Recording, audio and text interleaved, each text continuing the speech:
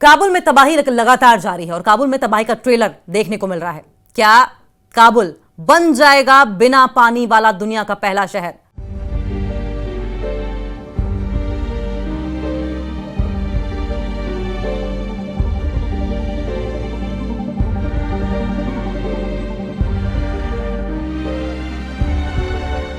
दरअसल अफगानिस्तान की राजधानी काबुल 2030 तक पूरी तरह पानी विहीन हो जाएगी। वहां पानी नहीं होगा, पीने के लिए मारामारी होगी, बूंद बूंद पानी को लोग तरसेंगे। एक बूंद क्या पानी नहीं हो, वाकई क्या ये सच है?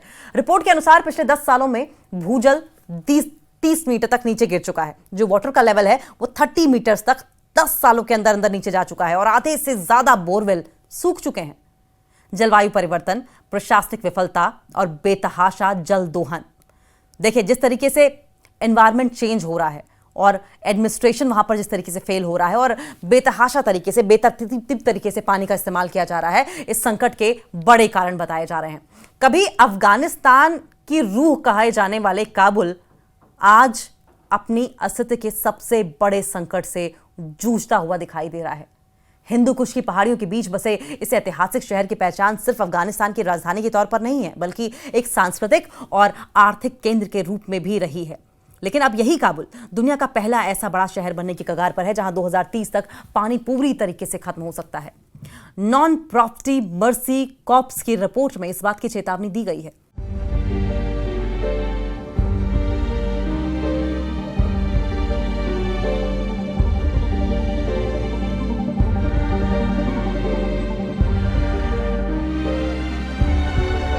एक लेटेस्ट रिपोर्ट के मुताबिक बीते एक दशक में काबुल के भूजल स्तर में 25 से 30 मीटर तक गिरावट दर्ज की गई। हर साल जितना पानी जमीन से निकलता रहा उससे 4.4 करोड़ क्यूबिक मीटर ज्यादा निकासी होती रही, यानी कि जलस्तर की प्राकृतिक भरपाई से कहीं ज्यादा तेजी से पानी का यूज किया जा रहा है।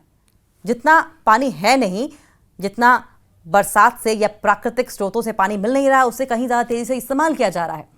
जल संकट के पीछे कौन कौन से कारण हो सकते हैं? सालों तक चले संघर्ष ने काबुल में आधुनिक जल प्रणाली में निवेश को रोक दिया। नतीजा यह रहा कि जमीन का पानी तेजी से खत्म हो रहा है और जो बचा है वो जहरीला हो चुका है।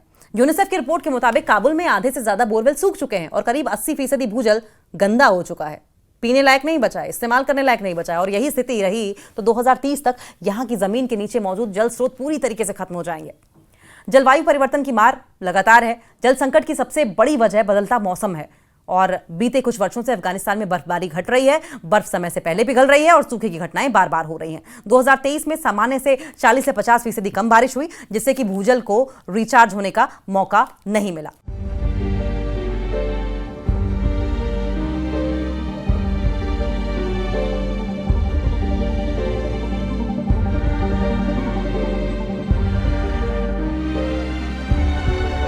प्रशासनिक विफलताएं बहुत बड़ी वजह रही। जल प्रबंधन, पाइपलाइन मरम्मत और वर्षा जल संग्रहण जैसी जो बुनियादी काम थे उनकी लगातार अनदेखी की गई। सरकार की नाकामी ने जल संकट को और ज्यादा गहरा कर दिया। $170 मिलियन की लागत वाला पंजशीर नदी से पानी लाने वाला प्रोजेक्ट वर्षों से सिर्फ कागजों पर अटका पड़ा है। तेजी से बढ़ती आबादी, देखिए 2001 में काबुल की आबादी जहां 10 लाख थी, वहीं अब 60 लाख के पार पहुंच चुकी है।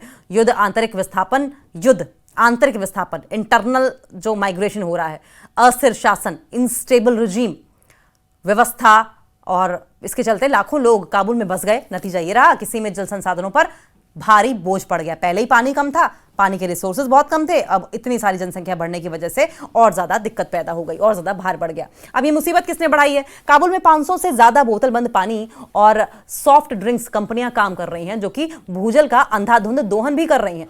सिर्फ अलोकोजे कंपनी ही हर साल 1 अरब लीटर पानी निकाल रही है। इसके अलावा 400 हेक्टेयर में फैले ग्रीन हाउस सालाना करीब 4 अरब लीटर पानी की खपत कर रहे हैं।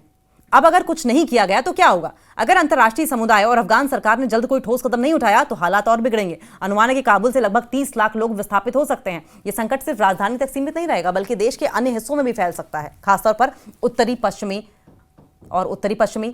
उत्तर पूर्वी प्रांतों में सूखा तेजी के साथ, ड्रॉट तेजी के साथ फैल रहा है। यहां फसलें बर्बाद हो रही हैं, पशुधन मर रहे हैं। खाद्य और कृषि संगठन के मुताबिक खेती और पशुपालन पर निर्भर लोग, लाखों लोग ऐसे हैं जिनकी रोजी रोटी खतरे में है। तो अब उम्मीद की किरण क्या है?